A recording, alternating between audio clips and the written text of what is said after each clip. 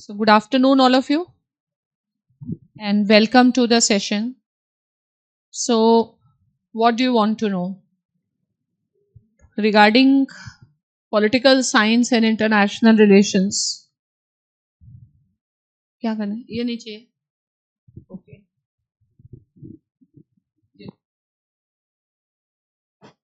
Regarding political science and international relations जितना कहा जाए वो कमी है ठीक है और इसलिए मतलब कहने को बहुत कुछ है और बहुत कुछ सब जानते ही हैं सो आप लोग क्या स्पेसिफिकली जानना चाहते हैं first of all undoubtedly political science is the best choice not just because of the optional but the overall impact it makes.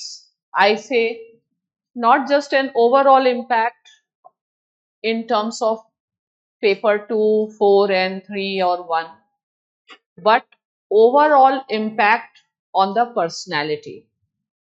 Okay, so political science students will always stand like they can be recognized very easily because they are always at a better position. Because what is political science? We call it as a master science.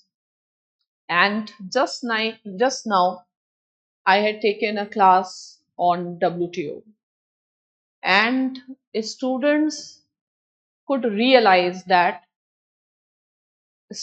like WTO, the way anybody from political science can explain, even people from economics cannot, because this is one subject which give you such a grasp of the events, things which are happening. Often, like we understand only what is visible, but political science will help you even to understand what is invisible. Okay, so this is going to make you a more smart person and has a huge impact on personality. Now, the way we teach and the comprehensiveness, focus on exam, and I'll say this year we have the best result ever. From 2014 onwards, there is a consistent result, and every year around 10% of the total selected students are from our institute, our students. But this year, this percentage is 13 to 14%. And it means normally what happens, you get success and you become complacent. But we don't get complacent. We want more and more success because more results motivate us to do better. Why our students do better?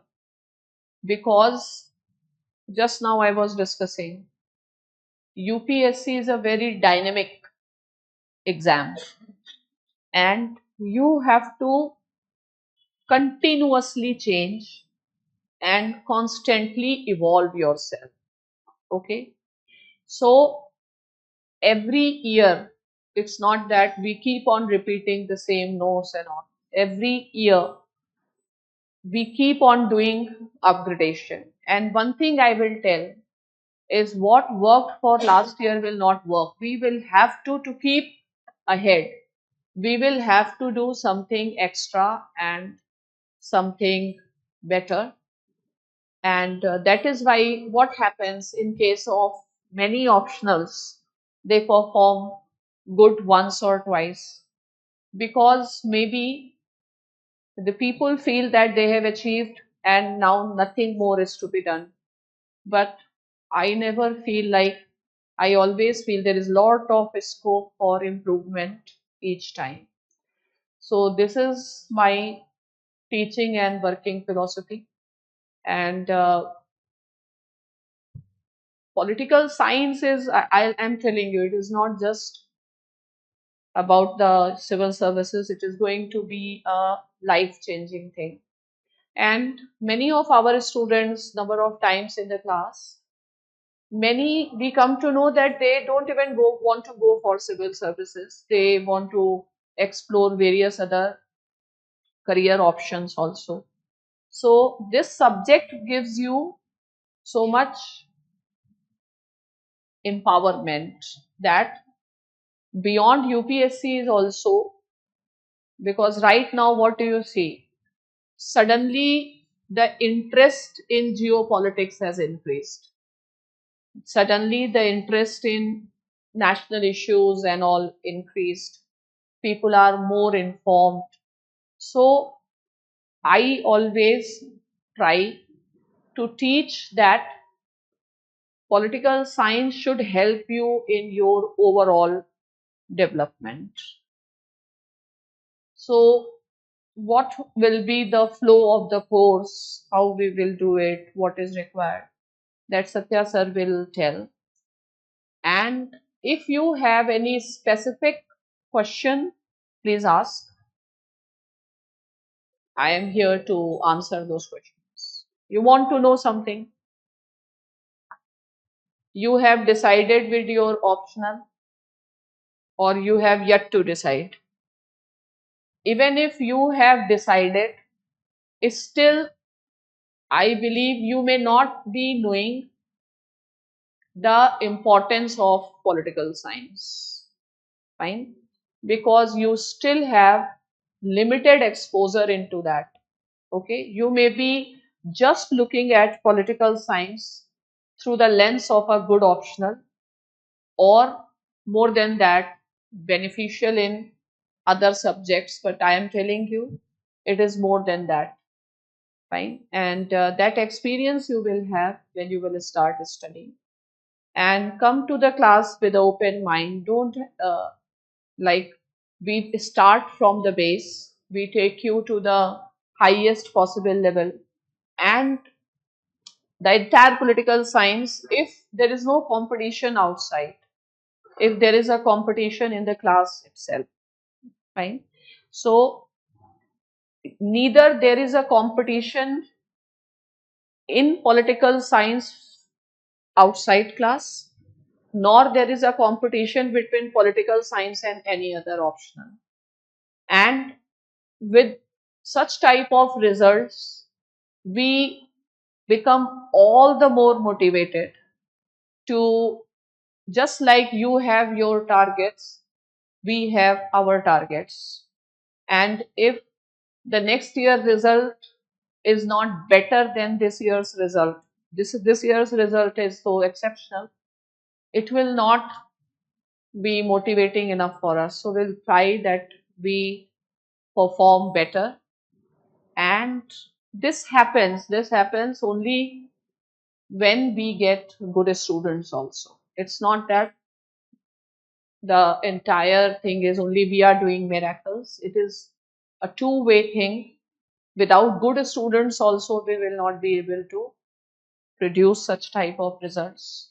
So what we want, the students who are really interested in doing hard work, because without hard work nothing is possible. We need students who have integrity towards whatever they are doing, and who really want, who are here not just to explore.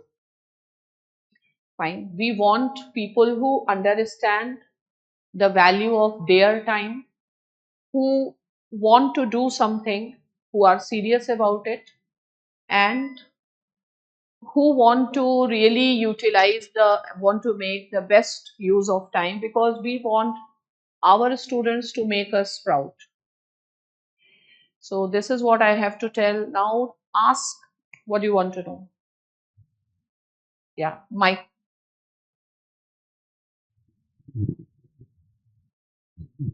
Hello, ma'am.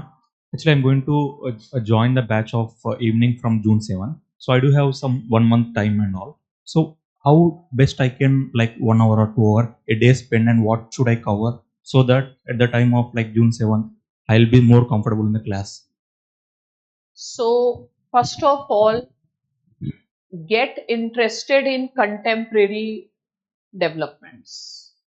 It is not what is the best for of aspect of political sciences. It is very much connected with all general studies things. So I'll say watch good shows on Doordarshan, right? Sunset TV. There are good shows on national issues, international issues. In improve your general knowledge rather than the specific knowledge of optional. Now, political science, we will start with thought theory, right? So, what is the foundation of it? The foundation is world history. Okay. So, world history is a part of your GS syllabus also. Though most of the time students do not cover that because our attitude is to look things through a very narrow frame. We ignore world history because we feel maximum two questions will come, they may not come. But students do not understand that world history is the base of all the four papers in the sense. If I do political theory, what is political theory? What is political thought? We study history of Western philosophy. Okay, so huge overlap is there. तो अगर आपको ये समझ में आता है what is Renaissance, what is enlightenment, तो आपको पॉलिटिकल फिलॉसफी ज्यादा अच्छे से समझ में आएगी. तो वैसे ही नहीं पढ़ते हो, कम से कम इसी बहाने पढ़ लो. ठीक है. और कहाँ से पढ़ो? आप एनसीईआरटी से पढ़ो. फाइन. हमारा सब्जेक्ट का बेस क्या है? या हमारे सब्जेक्ट में इंटरनेशनल रिलेशंस है, तो आईआर का बेस क्या है? फिर वर्ल्ड हिस्ट्री है. तो मैं कभी स्टूडेंट से ये नहीं कहती ओपी गौबा या सुब्रत मुखर्जी की बुक से थॉट पढ़ के चले आओ. Don't do duplication. राइट. क्या करके आओ? वर्ल्ड हिस्ट्री करके आओ. Indian government and politics. फिर क्या है उसका बेस? Post independence. तो जिसका जनरल स्टडीज अच्छा होगा उसका पॉलिटिकल साइंस अच्छा होगा. पॉलिटिकल साइंस में आईआर में सबसे ज्यादा फोकस किसके ऊपर होता है? आज की इंटरनेशनल पॉलिटिक्स किस पे चलती है? पॉलिटिकल इकोनॉमी पे. तो अगर आपको इकोनॉमिक्स आता है तो भी आपका आईआर अच्छा है. तो अगर आपने पॉलिटिकल साइंस की नॉलेज जीएस में यूज करी, जैसे हमारे यहाँ मैक्सिमम जो स्टूडेंट्स हैं वो उसी नॉलेज को यूज करते हैं, तो लोगों के जीएस 2 में 137 137 एंड अबव भी मार्क्स हैं. उन्हीं लोगों के मार्क्स हैं जिन्होंने उसका इंटीग्रेशन किया. पॉलिटिकल साइंस वालों का रिजल्ट अच्छा क्यों है? सिर्फ एक पेपर में अच्छा करने से नहीं होता है. ठीक है. टोटल जब आपकी रैंक आती है तो आपने अक्रॉस द पेपर्स अच्छा किया हो. तो पॉलिटिकल साइंस वालों को ऑब्वियस एडवांटेज होता है एसए में. ऑब्वियस एडवांटेज है आपका जीएस 2 में. जीएस 4 में जब मैं पॉलिटिकल साइंस करती हूँ तो स्टूडेंट्स जितना आप यहाँ पर एथिक्स पढ़ लोगे उतना अपने एथिक्स क्लास में नहीं पढ़ पाओ. ठीक है. क्योंकि एथिक्स ये सब फाउंडेशन जो है वो फिलॉसफी में है. तो जब तक किसी एथिक्स टीचर का फिलॉसफी में बेस नहीं है वो बड़ा मैकेनिकली पढ़ा पाएगा.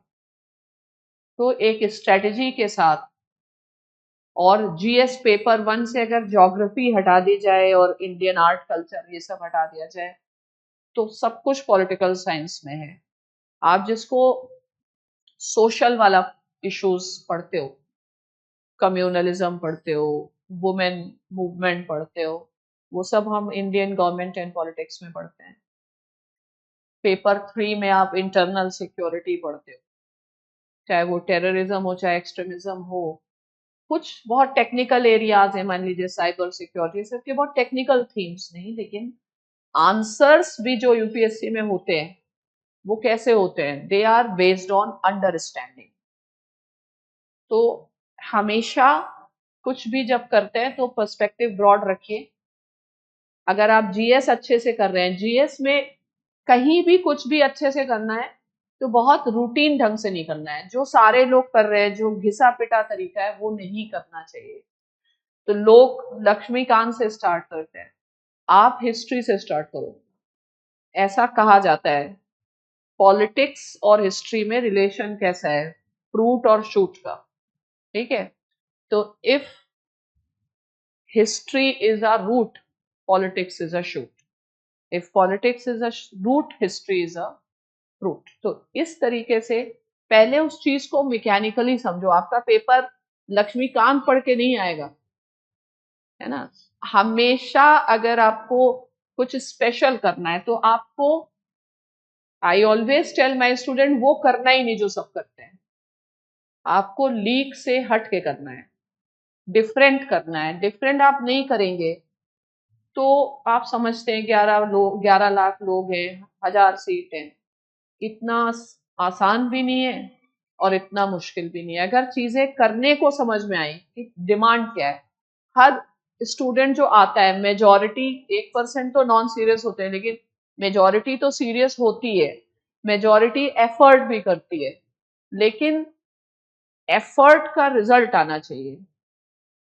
तो केवल हार्ड वर्क करते गए उससे भी तो नहीं होता है। You need to be very, you have to do that smart hard work.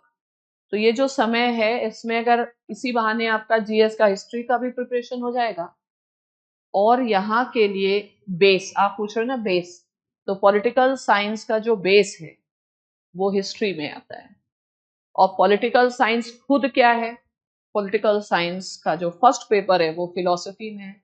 History आप पढ़ लीजिए, फिलॉसफी हम पढ़ा देंगे। ठीक है, और दूसरा क्या है, इकोनॉमिक्स, तो वो पूरा आईआर में हम लोग पढ़ेंगे।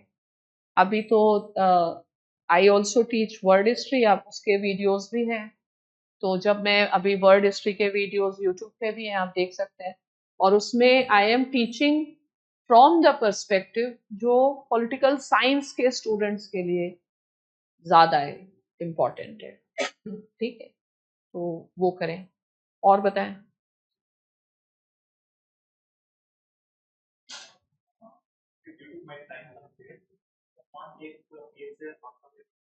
तो अभी मत करो ना आंसर राइटिंग।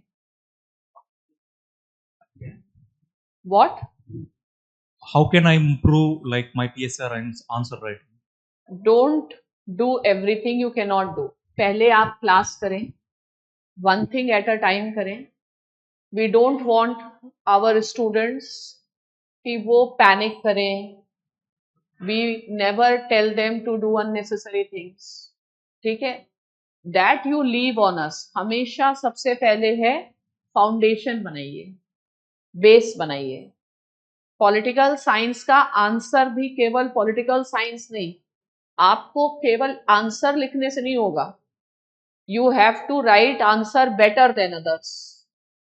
तो इवन जब थोड़ा जीएस का भी बेस बनता है तब होता है। अभी answer writing should not be in your mind. अभी आप इंट्रोड्यूस होंगे पॉलिटिकल साइंस से, तो आपके दिमाग में क्या होना चाहिए, what is important, you should understand the language of the subject. Watch the video of rank 30। इन लोगों ने क्या किया, रैंक 30 हो या इससे पहले भी अनमोल शेर सिंह बेदी, ये सब लोगों ने क्या किया, सबने पॉलिटिकल साइंस की टर्मिनोलॉजी पर कमांड किया। वो आपका फर्स्ट स्टेप है। अगर मैं बोलूं सोशलिज्म, तो आपको एकदम क्लियर होना चाहिए कि सोशलिज्म एंड कम्युनिज्म में what is the difference. If I tell you existentialism, structuralism. You should be very clear. So the first target is to get command over the language, means terminology. पहले आप political science की भाषा पे आ जाएं, तो हर topper से ये सीखो वो लोग क्या करते हैं। आईआर की भी एक लैंग्वेज है, वो लैंग्वेज अडॉप्ट करनी है, ठीक है। तो उस फील्ड के लोग आप उसी तरीके से उसको लिखेंगे। तो जंप नहीं करना है, एवरीथिंग हैज अ टाइम। आप हर समय, हर चीज का एक टाइम होता है। तो हम आपको बताएंगे कि अब टाइम है, अब आप इस लायक हैं। पहले दिन से ही आप बेस्ट पॉसिबल आंसर वैसे नहीं लिख सकते। पहले क्या 3 महीने तक नहीं लिख सकते, 6 महीने तक नहीं लिख सकते, ठीक है। और जैसे स्टूडेंट्स स्टार्ट करते हैं 1 question 1 answer per day, it is all wastage of time. Don't do this. One who knows can write. जिसका नॉलेज बेस अच्छा नहीं है वो आंसर लिख ही नहीं पाएगा। फर्स्ट राउंड में तो आप नॉलेज गेन करिए, पहली बार पढ़ के थोड़ी आ जाता है। सेकेंड राउंड ऑफ रिवीजन से तब आपकी अंडरस्टैंडिंग बनेगी। तो जब तक बहुत जेन्युइनली अगर आप प्रिपेयर कर रहे हैं, तो you should also have a very sound and genuine strategy कि कब क्या कैसे करना है। हमारे हर स्टेज पे गोल्स कैसे होने चाहिए, बहुत रियलिस्टिक। रिवीजन स्ट्रेटेजी क्या होनी चाहिए, वो इम्पोर्टेंट है। सबसे ज्यादा फोकस क्लास में करना है। अगर कोई मेरा क्लास ही करता है तो उसको रिवीजन की आइडियली जरूरत नहीं होनी चाहिए, because political science is a conceptual subject. या तो आप समझेंगे या तो नहीं समझेंगे। भाई प्लेटो है, प्लेटो ने फिलोसोफर किंग को क्यों जस्टिफाई किया? तो अगर जैसा आप बीए एमए में पढ़ रहे हैं वो तरीके छोड़ने पड़ेंगे। रटने वाले का काम नहीं है। नोइंग समथिंग एंड अंडरस्टैंडिंग दो अलग चीजें हैं। They will test your understanding, क्योंकि आपको आगे जाकर फील्ड में काम करना है। तो सबसे ज्यादा क्या डेवलप करना है इस एग्जाम में सक्सेस के लिए? Critical thinking. स्टूडेंट सबसे ज्यादा किससे डरते हैं? जैसे ही क्वेश्चन पेपर में आ जाता है क्रिटिकली एग्जामिन, उसी में सारा कॉन्फिडेंस चला जाता है। स्टूडेंट्स ये भी नहीं समझते कि क्रिटिकली एग्जामिन का मतलब क्या है। लोग सोचते हैं क्रिटिकल का मतलब क्रिटिसिज्म है। क्रिटिकल का मतलब क्रिटिसिज्म नहीं होता। क्रिटिकल का मतलब होता है क्रिटिकल थिंकिंग। क्रिटिकल थिंकिंग अपने आप में एक क्रिटिकल स्कूल है। क्रिटिकल स्कूल को बोलते हैं रिफ्लेक्टिविज्म। रिफ्लेक्ट करो, डीप थिंकिंग करो। तुम्हें जो बताया गया है उसके ऊपर आपकी थिंकिंग, क्योंकि अगर आप थिंकिंग नहीं करेंगे तो आप स्टेट का काम नहीं कर पाएंगे। स्पेशली आईआर है, फॉरेन पॉलिसी है, आगे जाकर के समझ लो 1 साल 2 साल के 1 साल की ट्रेनिंग और 2 साल के अंदर अंदर आपके ऊपर एक बहुत बड़ी रिस्पॉन्सिबिलिटी आने वाली है। तो उसके लिए अपने तरीके, अपनी मैच्योरिटी, ये सब भी, अगर if you will not evolve as a person, फिर ये एग्जाम नहीं होगा। ऐसा भी हो सकता है कि 10 बार देते बैठो। जब एक बार में हो रहा है, लोग कर रहे हैं, तो 10 बार में क्यों देना है? तो why trial and error? Go with the tested methods, ठीक है। I don't think there is a like we have so much time for trial and error. If there are people who are getting selected in the first attempts, why not you? Why do you want to get trapped in third, fourth, fifth attempts? Don't. For this exam, first is, do you have a mentality for it? That mentality is important. Fine. So, do you feel tired while studying? You feel tired. You get tired. Then you are not studying right. Fine. And humans cannot feel tired in doing the intellectual work. Fine? Because humans are different species. We can perform which work longer, physical or intellectual? हाँ, intellectual. आप physical मेहनत बहुत time तक नहीं कर सकते, ठीक है, और इंटेलेक्चुअल मेहनत करने की लिमिटलेस पॉसिबिलिटी है, क्योंकि माइंड का कोई लिमिट है? माइंड का तो कोई लिमिट नहीं है. तो माइंड का लिमिट कहाँ पे है? Sky is the limit. Mind कितना बड़ा है आपको पता है? इतना बड़ा है कि you can't see with your eyes. ठीक है. तो mind is what? Brahmand is what? Mind. What is God? Reason. Reason is what? Your mind. ठीक है. तो we don't even use 0% of our mind. ठीक है. तो this is what humans are capable of. You will never get tired in performing intellectual labor. Okay? अगर कोई पढ़ाई करते समय दिमाग किसी का थकने लग जाए तो या तो उसका पढ़ाई का तरीका गलत. फाइन. तो इनफाइनाइटली आप पढ़ सकते हैं, और कोई इंसान कोई भी काम कब कर पाता है? when that person enjoys it. ठीक है. इसको क्या कहते हैं? Pleasure and pain theory. ठीक है. तो if you get pleasure you will do, if you get pain you will not do. So first of all you should have an attitude. आप if you will change your mind, your reality will change. आप अपने दिमाग को जैसे change करेंगे, अभी आप सोचते होंगे कि यूपीएससी बड़ा मुश्किल है, तो आप अपने माइंड को ये फीड कर रहे हो कि एग्जाम मुश्किल है.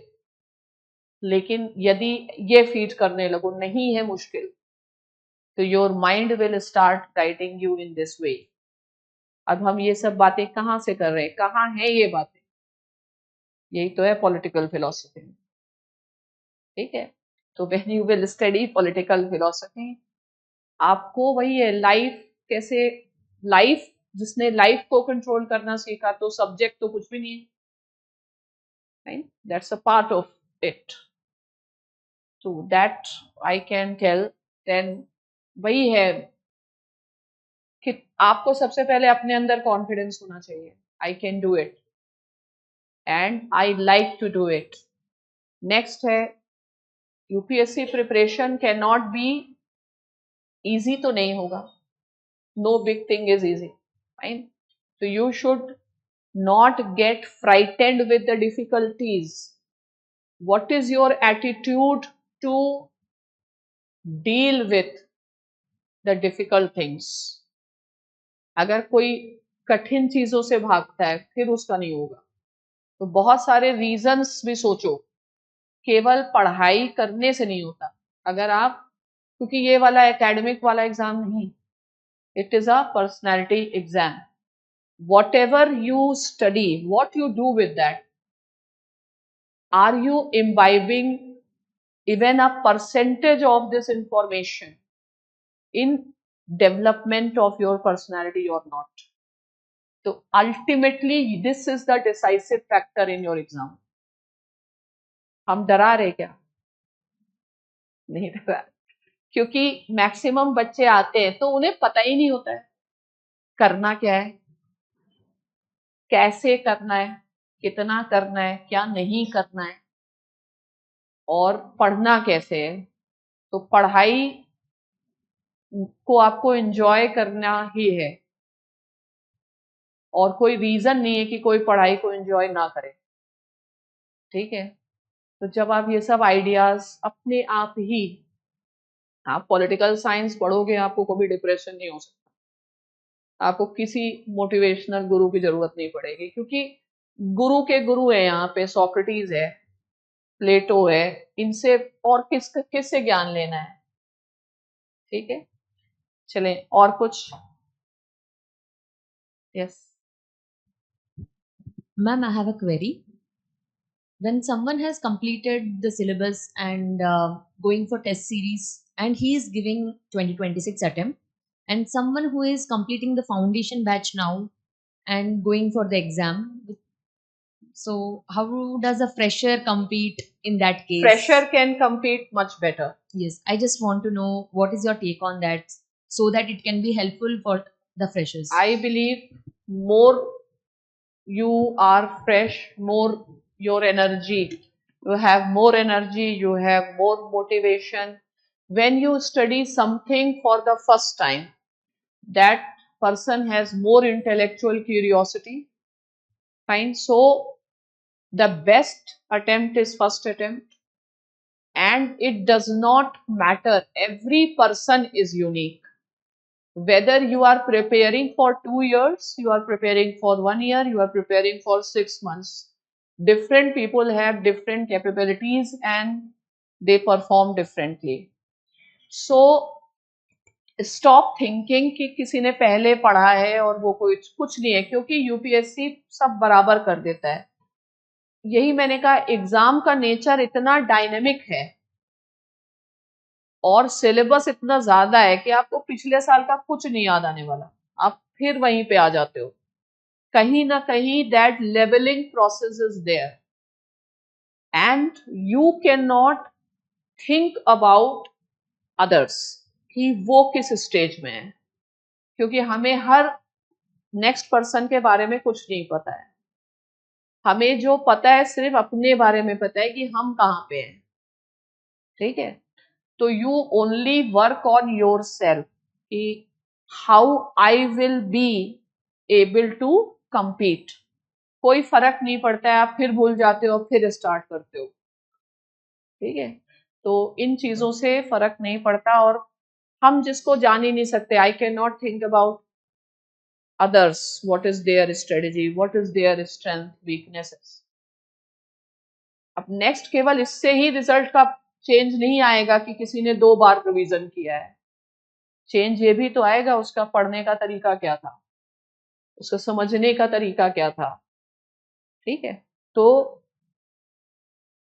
n number of factors will impact your results, not one factor। ठीक है, am I able to answer? So don't worry, be positive and be ready to do something difficult and test yourself that the difficulties are making you more determined to do better, or challenges are creating more anxiety and your mind tells us give up and it is not my cup of tea. So understand which type of person you are. Fine. So the first thing that begins and the first thing that we also teach in political science is the philosophy of Socrates. Right? So Socrates is known as the wisest man, and what he says, know thyself. First know yourself, who you are. Don't run away, don't be fake. Accept what are your weaknesses, what are your strengths, क्योंकि ultimately your real self comes out. जब आप question करते हैं ना, आपने superficially पढ़ा है या सही ढंग से पढ़ा है, तो आपका रियल सेल्फ आ जाता है जब आप प्रीलिम्स का देते हो, आपका रियल सेल्फ आ जाता है जब आप मेंस देते हो, आपका रियल सेल्फ आ जाता है जब आप इंटरव्यू में देते हो। आप बनावट कर नहीं सकते, क्योंकि टेस्ट ही real self, test is designed in a way that person's real self has to be come out, because भले सरकार स्टेट सर्विस या और कहीं कुछ चांस ले भी सकती है, लेकिन they have to work with a handful of officers, और इतना चैलेंजिंग टास्क है कि यहाँ पर आई डोंट थिंक कि सरकार कुछ कॉम्प्लेसेंट हो सकती है। तो तुम्हारा जो रियल सेल्फ हो जाएगा ना, वो पेपर में आ जाएगा। पूरा पेपर इसी तरीके से बनाया गया है। आपके ऐसे पेपर में क्या पता चल जाता है, ऐसे क्यों इतना ऐसे में चेंजेस क्यों हैं, पहले फैक्चुअल से फिलोसफिकल में क्यों आ रहे हैं, आपकी पर्सनैलिटी ऐसे में पता चलती है, आप जो भी लिखते हो उसी से पता चल जाता है आपके आंसर, आप क्वेश्चन डिकंस्ट्रक्ट कर पाते हैं कि नहीं कर पाते, आप कंक्लूजन्स, आप कोई स्टैंड पॉइंट ले पाते हो कि नहीं ले पाते हो। और मिथ से मत जाओ, हमारे स्टूडेंट्स कभी भी जो दुनिया में जो सारे लोग बताते हैं वही हम नहीं बताते, because we have to do something special. सारे लोग कहते हैं द बैलेंस जजमेंट लो, मैं हमेशा कहती हूँ स्टैंड पॉइंट लो। ठीक है, बैलेंस्ड नहीं, स्टैंड पॉइंट लो। आप जब स्टैंड पॉइंट लोगे तो आप स्टैंड आउट होगे। तो यहाँ पे जो तरीका है वो बहुत डिफरेंट है, क्योंकि अंडरस्टैंडिंग और ये पूरा अप्रोच बहुत डिफरेंट है। तो simply come to the class with an open mind and with a cheerful face. This is the only thing I want, and definitely you will enjoy the subject, and you will gain confidence required for the exam. Yes.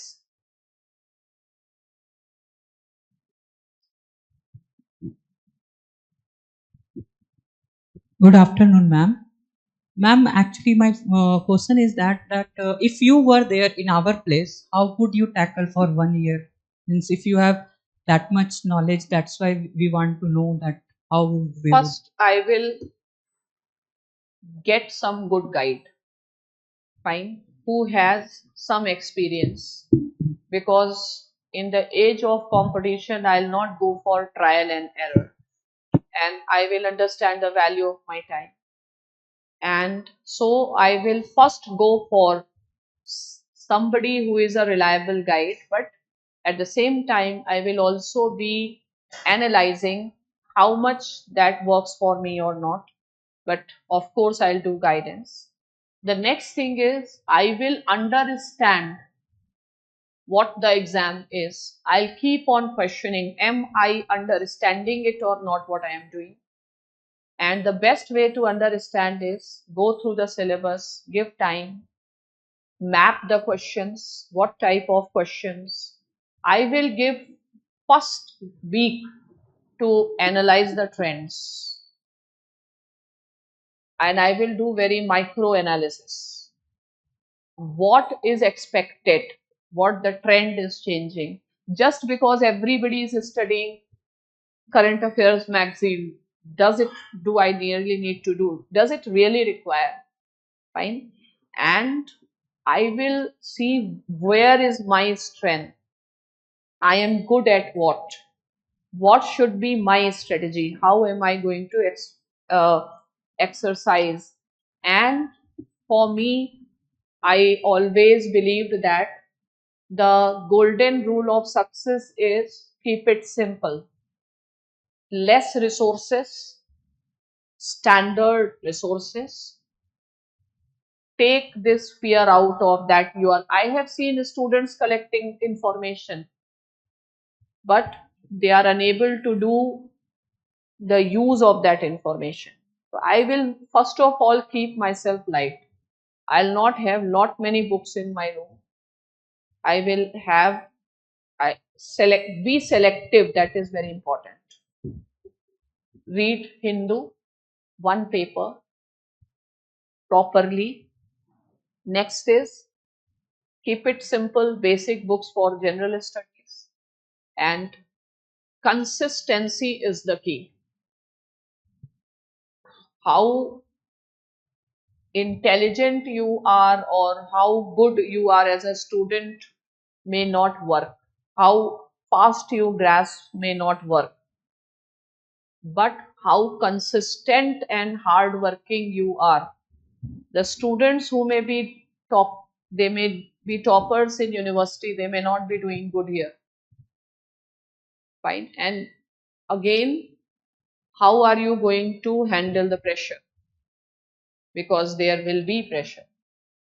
As you will proceed syllabus, you will get to know how, what you do with this So these are certain things, and of course I'll keep faith.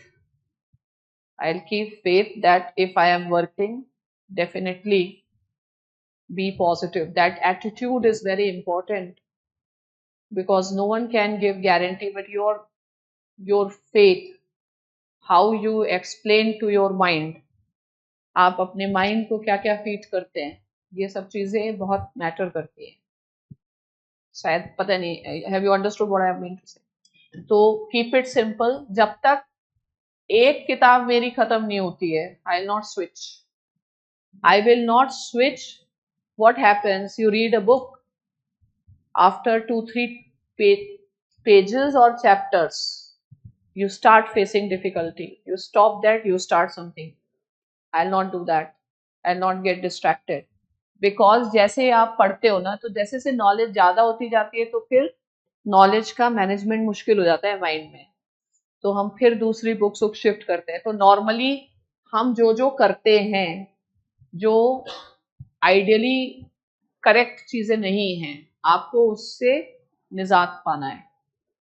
कितना हमारे अंदर consistency है, concentration है. कम पढ़ो, शुरुआत में ही 12 घंटे की कोई जरूरत नहीं है, ठीक है.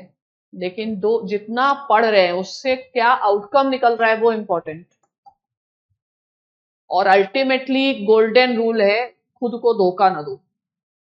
फेल वही होगा जो खुद को धोखा देगा, और जिसके अंदर वो करेज नहीं है अपनी रियलिटी को एक्सेप्ट करने का. बाकी यूपीएससी हम बता रहे बहुत आसान भी है, ठीक है, क्योंकि मैक्सिमम लोग लाइफ लॉन्ग कंफ्यूज ही रहेंगे. तुम 100 वर्कशॉप्स अटेंड कर लो, लेकिन अगर कंफ्यूज रहने की तुम्हारी आदत है और सुधरने का आदत या इच्छा नहीं है, तो कुछ नहीं होने वाला. पहले आप बदलते हैं, नहीं बदलते हैं, और कहीं ना कहीं आपको किसी ना किसी में फेथ रखना पड़ेगा. It's up to you, you get trust in home. ठीक है, आपको कैसा गाइड चाहिए, आपको शकुनी गाइड चाहिए कि आपको कृष्णा गाइड चाहिए, आपने क्या लाइफ में सिलेक्शंस किए हैं, उस पर भी बहुत चीजें निर्भर करती है. सक्सेस कब मिलती है, कहते हैं ना, जब सब संयोग बनते हैं. तो कभी कभी आप केवल हार्ड वर्क में ही लगे, लेकिन बाकी संयोग नहीं भी बन रहे हैं. तो चीजें आपके डिसीजंस पे डिपेंड करती है. Everybody can be successful, but it all depends upon the choices we make, the choices of the guides, the choice of friends. Your company also matters a lot. Be with the people who are positive, be with the people who are motivated. Don't be with the people who are losers, because एक होता है master mentality. Who says this? Nietzsche. और एक होता है slave mentality. ज्यादातर लोगों की मेंटेलिटी कौन सी होती है? स्लेव. ज्यादातर लोग लूजर वाले उसमें आ जाते हैं. तो जो लूजर वाले लोग होते हैं, वो अपने पास बहुत सारे लोगों को खींचना चाहते हैं, जिससे वो अकेले नहीं डूब रहे हैं. उनके अंदर ये श्योरिटी हो कि भाई और भी हमारे साथ डूब रहे हैं. तो your selection of everything will matter. Your selection of friends, classes, teacher, notes, pen, copy, writing, everything will matter. ठीक है. तो पहला काम तो यही करो कि खुद को जानो, नो योरसेल्फ, कि हम कौन हैं, हमारी कौन सी आदतें हमें सक्सेस नहीं होने देंगी, और हम उन आदत को बदलने का सोचते हैं कि नहीं सोचते. और बाकी वरना पढ़ाई करना कोई बुरी बात नहीं, आप वैसे भी पढ़ने आ सकते हैं, नहीं भी यूपीएससी करना है. नॉलेज से कभी नुकसान तो वैसे ही नहीं होना है. ठीक. Anything else? Ma'am, my Yeah. second question is that should we have to take answer writing with foundation course? अभी आंसर राइटिंग पे ना जाओ, अभी फाउंडेशन कोर्स करो, फिर खुद को एनालाइज करो तुम्हारी नीड क्या है. लेकिन पहली नीड फाउंडेशन है. ठीक है. और कुछ? How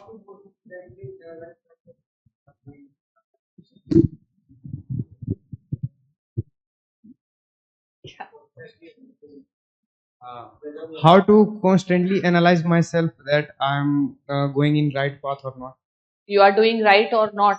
हाँ. So if you are getting confidence and you can go for attempting some questions, fine, and understand कि भाई after studying something am I able to do it or not. ठीक है, यानी कि अगर आप सॉल्व नहीं कर पा रहे वो चीजें तो आपको उसके साथ बैठना नहीं है, आपको किसी को अप्रोच करना है जो वो चीजों को सॉल्व कर सके. आप राइट ट्रैक पे होंगे जब तक आपको वो काम करने में मजा आ रहा होगा, क्योंकि जब आपसे चीजें नहीं होंगी ना तब आपको उससे डिप्रेशन और एंजाइटी होगी. ठीक है, लेकिन उसके साथ बैठना नहीं है. You should be someone who is able to find the solutions. ठीक है, तो जाइए जहां पहले देखिए आपसे आपने जो पढ़ा उस पे क्वेश्चन करके देखिए. नहीं गलत हुआ तो और अच्छा है, क्योंकि जब गलत होता है तब आप सीख सकते हो. और कहाँ पे डिफिकल्टी आ रही भाई, तो ये आपकी खुद की पर्सनैलिटी का टेस्ट है. आपके पास ये समझ होनी चाहिए कि मेरी ये समस्याएं कहाँ पे सॉल्व हो सकती. इसीलिए मैंने कहा यहाँ पे गाइडेंस की बहुत जरूरत. और ये जो एग्जाम है यूपीएससी एग्जाम, अनफॉर्चुनेटली बहुत पढ़ाने वाले भी नहीं जानते कि ये एग्जाम है क्या.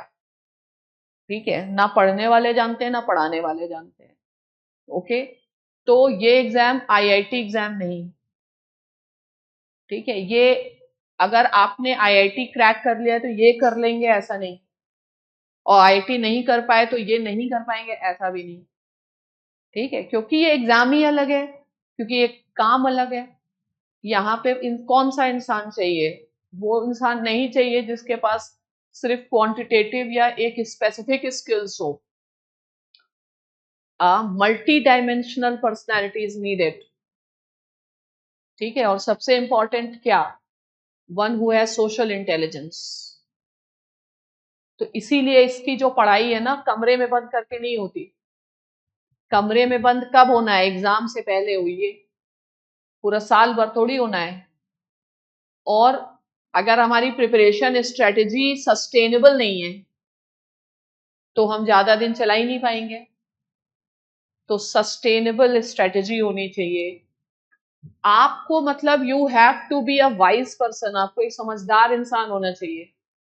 और समझदार होना और good at studies they are two different things. तो वो वाला कॉमन सेंस एक पब्लिक सर्वेंट के पास क्या ही होना चाहिए, कॉमन सेंस. तो यहाँ पॉलिटिकल साइंस आपको जेएनयू में टॉप करने के लिए नहीं पढ़ना है. इसीलिए यहाँ पे बहुत एप्लीकेशन ओरिएंटेड होना चाहिए एग्जाम. ठीक है, तो अगर तुमको पढ़ाई करने में मजा आ रहा है तो मजा कब तक आता है, जब तक चीजें हो रही होती. जैसे ही डिफिकल्टी होती है तब से दिक्कत आने लगती. जब दिक्कत आने आए तो तुम राइट हो कि रॉन्ग इस बात पे डिपेंड करता है कि आप उस प्रॉब्लम के साथ बैठे हैं या आप उस प्रॉब्लम को जाके सॉल्व करवा ले रहे हैं. ठीक है, और कुछ.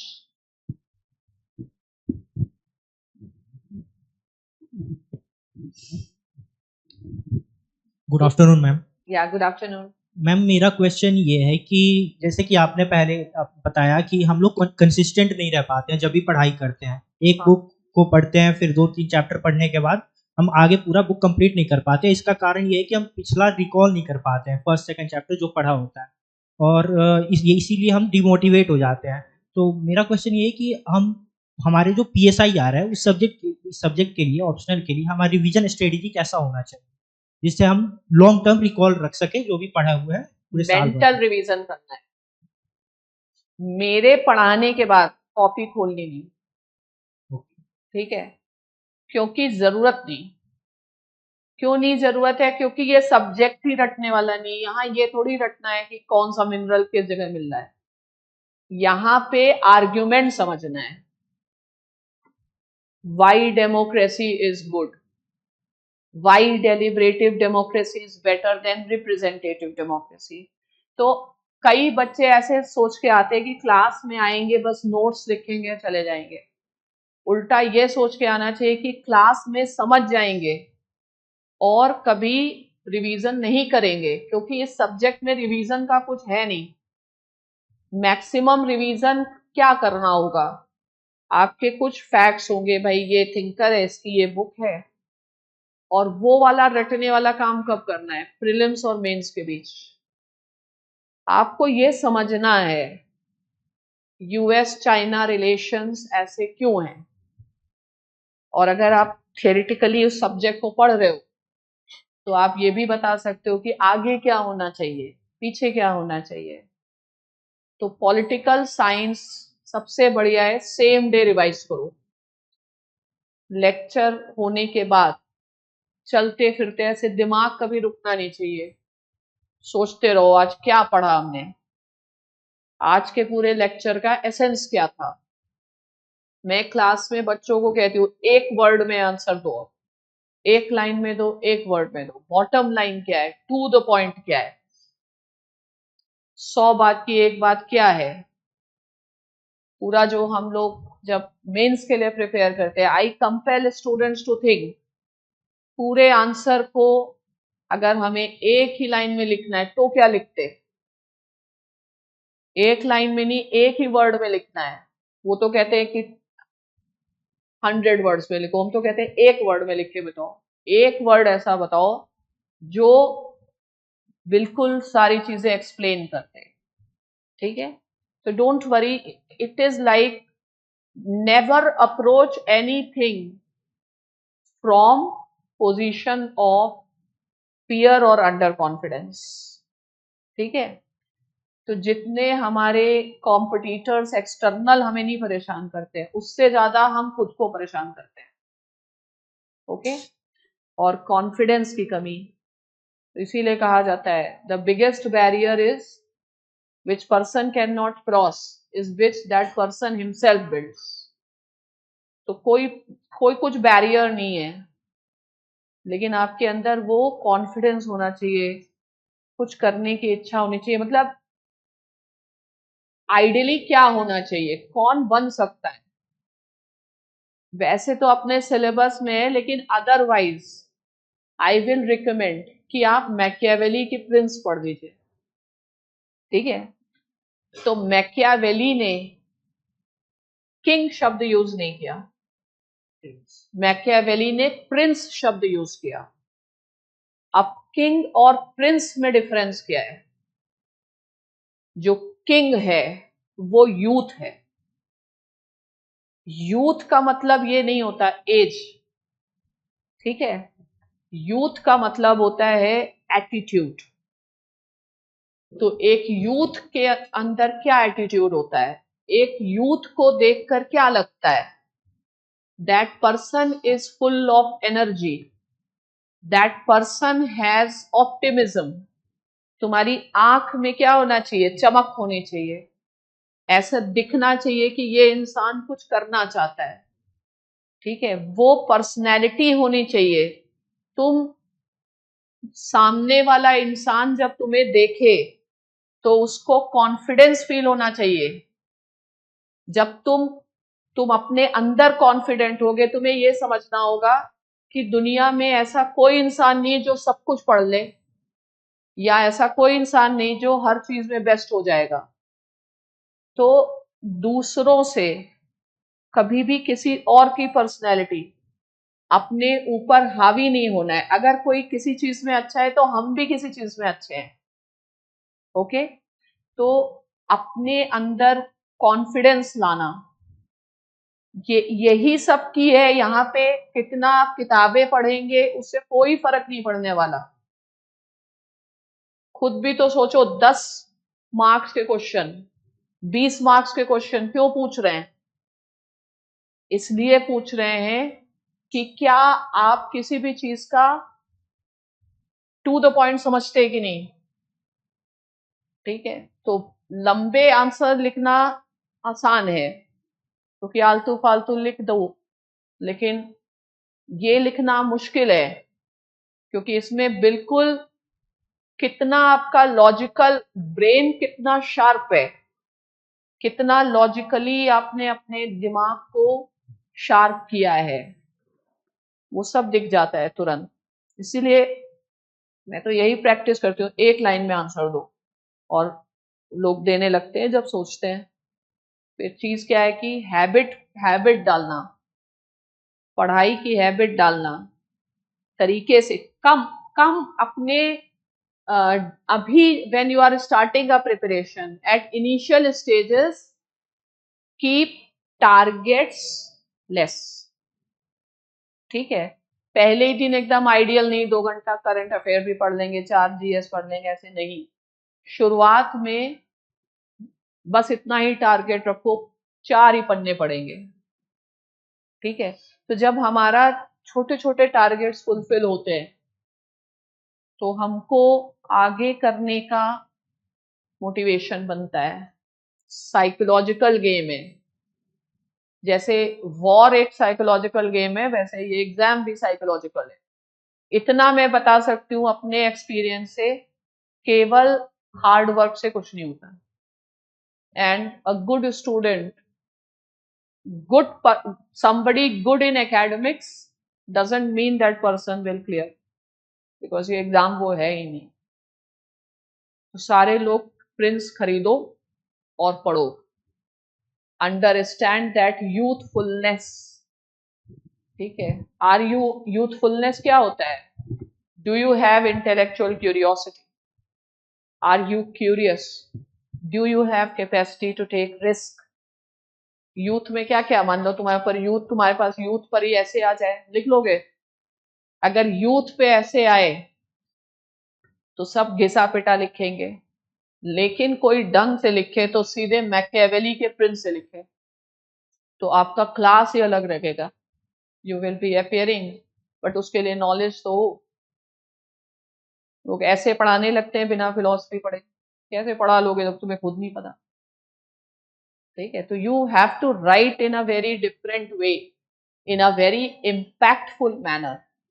कोई ऐसे मार्क्स नहीं देगा। यूपीएससी के सिलेक्शन की स्ट्रेटेजी क्या है? Elimination, not selection. तो इम्पैक्ट क्रिएट करना है। तो इम्पैक्ट कैसे क्रिएट करोगे? और टारगेट बनाओ कि 4 साल के उसमें नहीं फंसना है। First attempt and second, that's all. Second के बाद मूव कर जाओ। Yes. Ma'am, I had a question that you said that we don't require a lot of mugging up, but we we don't require a lot of mugging up of things. बिल्कुल भी नहीं। But I don't know, I have felt that in some sections, especially like the political theory, we do need to mug up a lot about thinkers and their philosophies. Like, philosophy में ही तो कोई mugging up नहीं। Mugging up तो भले IR में हो सकती है कि भाई इंडिया चाइना का ट्रेड कितना है, इंडिया चाइना में इन्वेस्टमेंट कितना है। फिलॉसफी में कौन मगिंग अप करता है और कैसे कर लेता है, यही तो नहीं पता मैं। ma'am, for example, if there's a philosopher, let's say Hobbes or somebody, we have to compare them or write about like how he talks about the state of nature. Then basically everyone knows that he talked about an adverse state of nature. But if we have like mugged up or remember the lines, the standard lines which are written in the textbooks, then it's easier to write the answers in lesser time, because while we are writing, to think and innovate sentences at that duration, So it's you very should be so difficult. much fast to innovate, Yeah, because nature of questions are not going to be such. Unfortunately, the toppers are getting selected with 56%, 50%. इसका मतलब है best out of worst में selection हो रहा है, क्योंकि सारे लोग उसी लीग पर चल रहे हैं। इंडियन एजुकेशन सिस्टम में जो जो रटने का प्रभाव है बहुत ज्यादा है। तो 90%, 10% के लोग सिलेक्ट ही नहीं हो रहे क्योंकि है ही नहीं। लेकिन I never encourage my students to mug up the things, because जितना टाइम उसमें लगाओगे उसमें कुछ और बेहतर कहीं और पेपर में कर लोगे. And like you are from which university? Ma'am, I did a distance course. What? I did a distance course, distance education. Distance. So, like, this is the best thing I realized when in Delhi University, fine.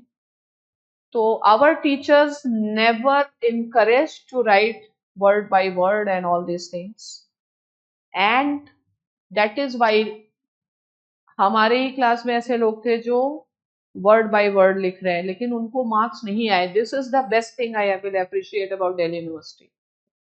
And we I always wrote based on understanding my own analysis, and I was accordingly rewarded also all the time. Till 12th, I didn't have political science. There were students who had political science. I had science background. उसमें जो political science वाले लोग थे वो ऐसे लगता था कि वही टॉप करेंगे यूनिवर्सिटी में, ठीक है. और उल्टा हमारे, आई वॉज इन हॉस्टल, तो मेरा तो साइंस था.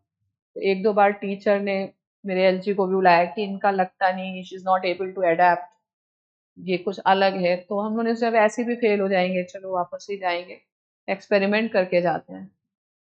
तो एक्सपेरिमेंट के बाद I got the second rank in the university, ठीक है. तो उसके बाद से ना टीचर बुलाती थी एलजी को कि भाई इनके साथ दिक्कत है. तो then I realised everywhere innovation is appreciated.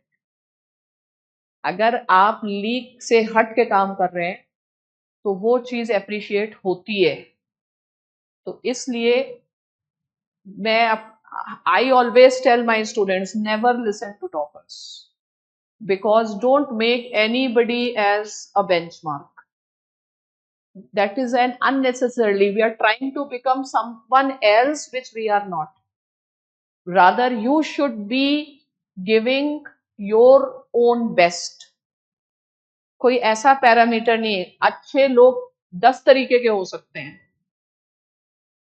तो अपने अंदर कॉन्फिडेंस होना ये सक्सेस की पहली शर्त है. दूसरी शर्त है किसी की भी पर्सनालिटी को अपने ऊपर हावी नहीं होने देना. और इनोवेशन हमेशा इनकरेज किया गया. इनोवेशन हमेशा, इवन यूपीएससी में भी देखो, अगर हम जीएस की बात करें तो शायद अब तक ही हाईएस्ट मार्क शायद अनुदीप शेट्टी के रहे. क्यों? क्योंकि वो उसने एक इनोवेट किया, बाकी लोगों ने एक राइटिंग स्टाइल उसका फॉलो किया, तो इनोवेट थोड़ी गया. तो जो इनोवेटर होता है, क्योंकि आपको हमेशा कुछ फ्रेशनेस चाहिए. मैं तो हर बैच में अपने नोट्स ही चेंज कर देती हूँ, क्योंकि वो अप्रोच ही, मैं इस किसी बैच में बताती हूँ ऐसे लिखिए, किसी में बोलती हूँ ऐसे लिखिए, क्योंकि फिर एग्जामिनर के पास वही नोट्स पिछले साल वाले ही आ जाएंगे तो नहीं है. तो इसीलिए तो मार्क्स आते रहते हैं. तो जो पुराने लोग हैं उनको कोट ही नहीं करना है. एक जमाने में हम सी राजा मोहन को करते, अब एक को नहीं करते, क्योंकि हर इंसान वही चीज नहीं पढ़ना चाहता, ठीक है. तो बाकी यही है कि आपको क्या सूट करता है. देयर आर एन मेथड्स में work. You have to find out where you are comfortable and in what. और आप किसी जैसा मत बनिए, आप जैसे हैं उसी में अपने जैसे बनिए, उसमें बेहतरी करें. there is enough room for the people with different personalities, but some basic features have to be same. Means smart, understanding, hard working, those things. उसके बाद अलग अलग लोग अलग अलग तरीके के होंगे और कोई सेट पैटर्न है ही नहीं यूपीएससी में. ये सब मतलब डोंट गो फॉर, कई टॉपर्स बोलते हैं हमने इंट्रोडक्शन याद कर लिया था और हमने कंक्लूजन. अरे इंट्रोडक्शन और कंक्लूजन तो क्वेश्चन पे डिपेंड करेगा। ऐसे एब्स्ट्रैक्ट इंट्रोडक्शन कंक्लूजन का कोई सेंस है? ठीक है, तो और उसको जितना टाइम हम उसमें याद करने में लगा रहे हैं उससे ज्यादा कुछ और पढ़ के कहीं और मार्क्स बढ़ा लो। पहली बात है, टॉपर की स्ट्रेटजी आपकी स्ट्रेटजी नहीं होनी चाहिए। आपकी खुद की स्ट्रेटजी आपकी स्ट्रेटजी होनी चाहिए। ठीक है, आप किस पेपर में कंफर्टेबल हो, आप किस तरीके की चीज में कंफर्टेबल हो, इसको कहते हैं comparative advantage. Every person has some or the other comparative advantage. That person knows this or not is a big thing. तो आप अपना समझिए कि आपका कंपैरेटिव एडवांटेज कहाँ है।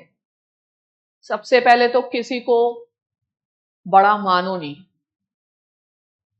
कुल मिला के किसी को अपने दिमाग पे हावी नहीं होना है। मतलब this is something I have done through out my life, मैं किसी को कुछ नहीं मानती। तो मैं भी ये चाहूंगी कि आप लोग भी किसी को कुछ ना माने। ठीक है, तो जब हम किसी को कुछ नहीं मानते हैं तो हमारे अंदर आता है कॉन्फिडेंस, और हमें हमें कुछ भी करने के लिए बहुत इंपॉर्टेंट है, I should have feel good factor about my self. ठीक है, अपनी सोसाइटी कैसी है, it is so much full of negativity. लोग पैर खींचने के लिए बैठे हैं, कोई सपोर्ट करने के लिए नहीं बैठता है। ठीक है, तो वो निगेटिविटी से आप कैसे, लोग हमेशा बताने के लिए बैठे हैं कि तुम्हारे अंदर क्या कमी है, तुम क्यों फेल हो गए। ठीक है, और वो ऐसे समझते हैं कि they are doing very genuine help. No, तो इसलिए अपने ही ऊपर कॉन्फिडेंस रख के चले जाओ। They are very few people, I think India में तो और भी निगेटिविटी रहती है। हम लोग का मैक्सिमम टाइम किसी और की बुराई में जाता है। ठीक है, तो थोड़ी थोड़ी चीजें सुधार लोगे तो वैसे ही हो जाता है। और बताएं। Ma'am, I had one more question. Like you talked Sorry, about, इसमें लेंगे माइक पे, या like you talked about comparative advantage. So I want to know, like in questions, like let's say you asked a question, why does Plato talk about a philosopher king? So the answer to that is kind of fixed. It's a universal answer. So it's not universal answers. okay, मैं तो ये देखती हूँ, जैसे मैंने पढ़ाया, मैंने किसी क्लास में एग्जाम्पल दे दिया ईरान का सुप्रीम लीडर, अब सारे क्लास वाले वही एग्जाम्पल दे रहे हैं। अरे कुछ और अपने दिमाग से सोच लो। तो बहुत सारे लोग क्या करते हैं, मेरे पुराने नोट्स भी पढ़ के आते हैं क्लास में, फिर हम जब पूछते तो वो वही आर्ग्यूमेंट देते हैं, मैं उसको काउंटर कर देती हूँ। The purpose is that I want that you should rethink. कोई यूनिवर्सल आंसर नहीं है। ह्यूमैनिटीज की खास बात क्या है, अगर आपका आर्ग्यूमेंट सही है तो उसको एक्सेप्ट कर लिया जाता है, इसीलिए इसको क्या कहा जाता है, लिबरल आर्ट्स।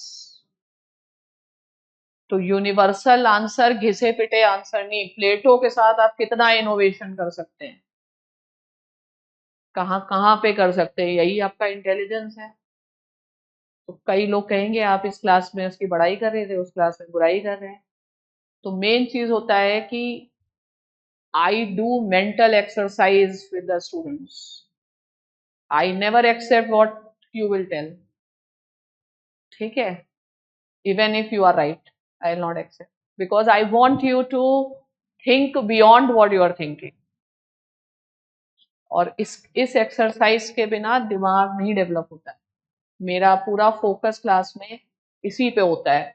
पढ़ने के लिए तो आप कहीं से नोट्स पढ़ लो, किताब भी पढ़ लो, लेकिन सबसे इम्पोर्टेंट पार्ट जो है आपके माइंड का डेवलपमेंट।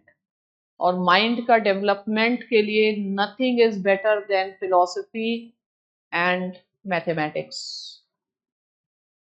और माइंड के डेवलपमेंट पर ही आप सबसे ज्यादा फोकस करें और एक्सपेरिमेंट करें। आप सोचे मैं कुछ और सोचूंगा, मैं वही आंसर क्यों दूं। ठीक है, जैसे एक घिसा पिटा आंसर है कि प्लेटो जो है वो बहुत यूटोपियन है, उसका सिस्टम नहीं होना चाहिए, लेकिन आप कैसे कह सकते हो कि ruler should not be knowledgeable? किसी भी चीज के अगर 10 पॉइंट नेगेटिव है तो 10 पॉजिटिव भी होते हैं। हर चीज के 2 पॉइंट्स होते हैं, ठीक है? इसलिए डिबेट, आपको डिबेट जीतनी है, तो डिबेट में आपको आर्ग्यूमेंटेशन सीखना होता है। कोई भी चीज गलत भी प्रूव की जा सकती है, कोई भी चीज सही भी प्रूव की जा सकती है, ठीक है? तो आपको अपने ओपोनेंट पर हावी होना होता है, उसके आर्ग्यूमेंट्स को एक्सेप्ट नहीं करना होता है, और यही चीज पूरा सिस्टम, यही तो है ये जो फिलॉसफी है। तुम क्यों सोच के बैठे हो कि यूनिवर्सल आंसर है, सभी लिखेंगे? तुम अपने माइंड को चैलेंज क्यों नहीं कर रहे हो? I will think differently, I have a different position, you Uh, have to have a different position. Ma'am, could you like give the dichotomous positions on the on What? this question? Could you give dichotomous I position? suppose if you say that no, ruler doesn't need a special knowledge and governance is about common sense, or governance, a person has to be generalist. But I will say that no, in 21st century, as governance is becoming so specialized, you need a special knowledge, and where in present time you are running the system through the generalists, you are running the system through specialists. So how am I going to interpret Plato's position? Fine. So who can say that knowledge is not required for rulers? If knowledge is not required for rulers, why this exam for UPSC students? यही सबसे पहली बात है कि क्या आप बिना minimum knowledge के वाले को आप पावर दे देंगे? रियल पावर तो ब्यूरोक्रेसी के पास है। तो जो पॉलिटिकल क्लास है वो तो एमेच्योर है। अल्टीमेटली पॉलिसी कौन बनाता है? ब्यूरोक्रेसी। तो ब्यूरोक्रेसी क्या ऐसी है ब्यूरोक्रेसी जो पढ़ी लिखी ना हो? किसी देश में है? नहीं है। तो आप ऐसे कैसे कह सकते हैं कि प्लेटो के आइडिया यूटोपियन है, नॉट फॉलोड? ठीक है, बट अगर आपकी आदत चीजों को लिटरली समझने की है तो आप कुछ नहीं कर पाएंगे। अगर उनके इम्प्लीकेशन समझने की तो आप बहुत कुछ कर पाएंगे। ठीक है, तो एनीथिंग एल्स?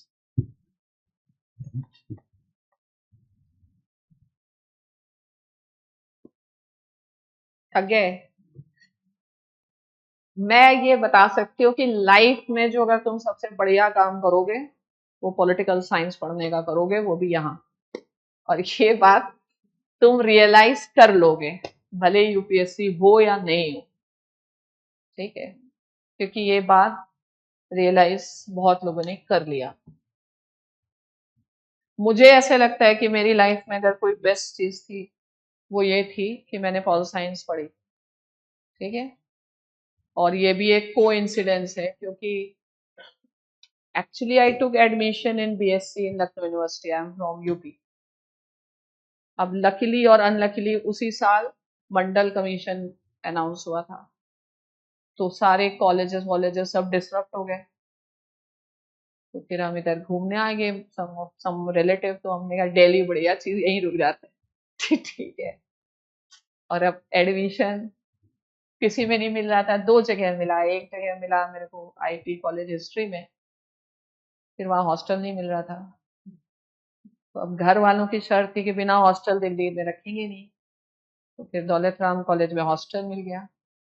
अब हम लोग को ये भी नहीं पता था कि पॉलिटिकल साइंस में क्या होता है क्या है, लेकिन दिल्ली में रहना था इसलिए ले लिया। लेकिन उसके बाद मुझे लगा कि यही चीज बेस्ट हुई मेरी life, because I got an opportunity to know the smartest of minds, from Plato to Nietzsche to Marx. तो वही मैं ये कहना चाह रही हूँ कि किसी भी चीज को बहुत नैरो नहीं देखो, उस चीज से आप क्या क्या कर सकते हैं। आज का टाइम कैसा है? आज का टाइम ऐसा है कि लिमिटलेस पॉसिबिलिटीज है अगर हमने नैरो सेंस में चीजों को नहीं देखा। हेलो फाइन, तो नॉलेज विल हेल्प अलॉट। तो पॉलिटिकल साइंस को एक बहुत एम्पावरमेंट के सेंस में पढ़ो। जब आप फॉरेन पॉलिसी पढ़ेंगे, मतलब हाईएस्ट ऑफ ऑल है ना, पॉलिटिक्स में सब लोग रह भी नहीं सकते। फाइन, बहुत ज्यादा इंटेलिजेंस का काम है वो, बहुत ज्यादा वाइज होने की जरूरत है। जब तुम पढ़ते हो तो रियल फील्ड में नहीं भी हो, लेकिन बहुत ज्यादा उसका इम्पैक्ट पड़ता है पर्सनालिटी पर। यस, कोई कुछ पूछना चाह रहा था? नमस्ते मैम। मैम बताया। क्या स्टैंडर्ड बुक भी पढ़ना पड़ेगा क्या? हम तो क्लास कहते के हैं साथ पढ़ाई ना करो, सीधे क्लास में आओ, सुनो, डिबेट में पार्टिसिपेट करो। बुक पढ़ने वाले क्लियर नहीं कर पाते क्योंकि इतना समय है नहीं। ठीक है, बुक पढ़ना है अगर किसी को तो एनसीईआरटी पढ़ो और जीएस की प्रिपरेशन करो ढंग से। ठीक है, पॉलिटिकल साइंस की अगर कोई बुक पढ़ने बैठेगा तो इतना कभी समय नहीं होगा उसके पास। भाई आप इसका प्रिपरेशन ग्रेजुएशन जैसे थोड़ी कर सकते हो कि तुम्हारे पास 3 साल है और 4 साल है। तो क्या पढ़ोगे बुक में? क्या पढ़ोगे बताओ? ये तो आपको तो आइडियाज आने चाहिए। ये समझ लो वो बुक पढ़ के नहीं होने वाला। अगर आपको क्लास में नहीं समझ में आया तो बुक से तो क्या ही आएगा? तो क्यों टाइम बर्बाद करोगे? तो नहीं, जरूरत है टाइम कॉन्शियस होना, बहुत इंपॉर्टेंट है। ज्यादा टाइम आप अपने जनरल स्टडीज में लगाइए। ज्यादा प्रिपरेशन प्रीलिम्स का किया जाता है, मेंस इज सेलेक्टिव। प्रीलिम्स में you can't be so much selective, your knowledge base has to be very vast. ठीक है, तो आप सिर्फ प्रीलिम्स निकाल के दिखाइए, मेंस हम करवा लेंगे। प्रीलिम्स हम हमेशा स्टूडेंट से कहते हैं पॉल साइंस पढ़ो ही नहीं, क्लास के बाद नहीं पढ़ो, क्योंकि समय कहाँ है। और आपका सबसे बड़ा चैलेंज यही है प्रीलिम्स का कवरेज करना। और प्रीलिम्स केवल क्लास से नहीं होता है, बहुत ज्यादा सेल्फ स्टडी करनी पड़ती है प्रीलिम्स की। प्रीलिम्स के बाद वैसे ही लोग छट जाते हैं, है ना। और मेंस में क्या होता है? मेंस में आप प्रिडिक्ट कर सकते हो क्या क्वेश्चंस आएंगे। आसान है, सेलेक्टिव है, एक ट्रेंड से समझ में आ जाता है कि यही आएगा। ओके, तो मेंस की नहीं चिंता करें, अपने स्तर से प्रीलिम्स की चिंता आप करें। सत्या सर को बुला लो। और कुछ? विच you go by topic wise, I think from 10th onwards you should study. Fine, there is no need to go to 6th and all. Okay, 10th is fine, 10th, 11th, 12th, selective. See the syllabus. Okay. Just manage, you just clear prelims, mains will not be a big issue. Okay, and at different stages of preparation your strategy has to be different. ठीक है, आज जो strategy होगी वो 3 महीने बाद नहीं होगी। प्रीलिम्स के बाद की स्ट्रेटजी और आज सेम नहीं है। तो कैसी स्ट्रेटजी रखनी है? Dynamic. The entire exam, if I tell you in one word, dynamism. आपकी स्ट्रेटजी भी डायनेमिक होनी चाहिए, किस स्टेज पे क्या करना है। ओके, और फाइनली पॉलिटिकल साइंस वाले बेहतर क्यों करते हैं? आपको डेवलप क्या करना है? आपको सबसे ज्यादा ह्यूमैनिटीज में लैंग्वेज पे कमांड, इसके लिए रीडिंग करिए, पेपर की रीडिंग करिए, एकदम पहले ही दिन से मैगजीन से इन सब पे ना जाओ, और हैव अ स्ट्रेटजी। मेंस में पॉलिटिकल साइंस किया, 500 मार्क्स किसी भी पॉलिटिकल साइंस स्टूडेंट की स्ट्रेटजी होनी चाहिए। GS2 जब आप सब कुछ करोगे और इक्वली अच्छा करोगे तो कर नहीं पाओगे। सेलेक्टिव होना स्ट्रेटेजिक के लिए बहुत इंपॉर्टेंट है। ये आपका 250 मार्क्स कवर करता है। कोई भी GS वाल मतलब IR YR पॉल साइंस वालों को पढ़ने की कोई जरूरत नहीं। नेक्स्ट है एसे।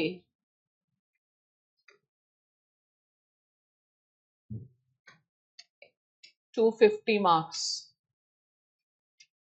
एथिक्स कितने मार्क्स कवर हो गए हम? 250 मार्क्स। और सबसे ज्यादा फायदा तो आपको इंटरव्यू में है।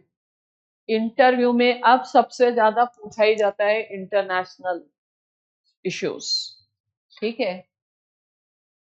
सबसे अनसर्टेन है पेपर 3, इसके ऊपर ज्यादा समय बर्बाद नहीं करना। उसमें बहुत करके भी मार्क्स नहीं आते, अननेसेसरी है वो। GS1 में आपके पॉलिटिकल साइंस से ही ये सोशल वाले जो इश्यूज हैं ये सब कवर होते हैं, ठीक है। इतना भी कोई मेंस में कर ले कितने मार्क्स और इसका 50% भी ला के दिखा दो, 50 to 55%, तो भी तुम्हारा हो जाएगा काम, ठीक है। तो थोड़ा दिमाग से काम करना होता है। बिना दिमाग सब कुछ पढ़ने गए, कल्चर पे भी उतना टाइम लगा रहे हैं, उतना ही टाइम साइंस पे भी लगा रहे हैं, ऐसा नहीं। You have to be very, अगर आप स्ट्रेटेजी से काम नहीं करेंगे और समझ के नहीं करेंगे तो वैसे भी आप आउट ही हैं, ओके। अब यहाँ पर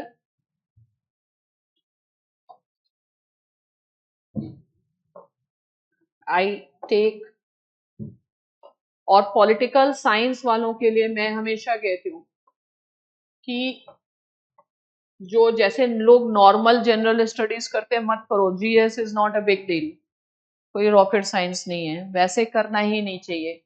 आपका सारा कुछ तो यहीं से कवर होता है। क्या बचता है? ज्योग्राफी, साइंस टेक बचता है। साइंस टेक में भी क्वेश्चन ऐसे आते नहीं है जो लोग कर लें, प्रीलिम्स के तो नहीं ही आते।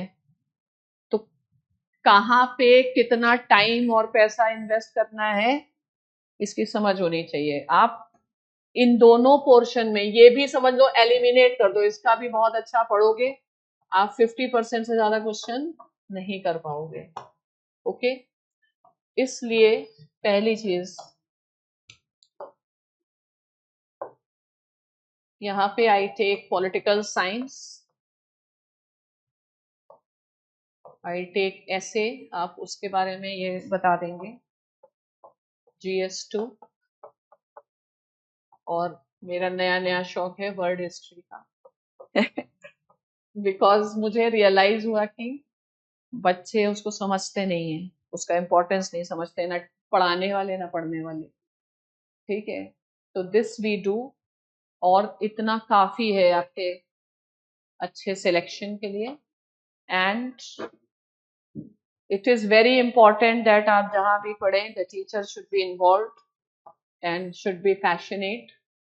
और वी आर स्टार्टिंग कब से? 15th मई, बाकी Satya sir will tell you. 15th मई batch, 9th June batch, plus because of this special results we are also having this scholarship test। आपको नहीं भी करना है बट आप टेस्ट तो दे ही दो। this test you can get the scholarship, you explain in detail। so I hope you are clear।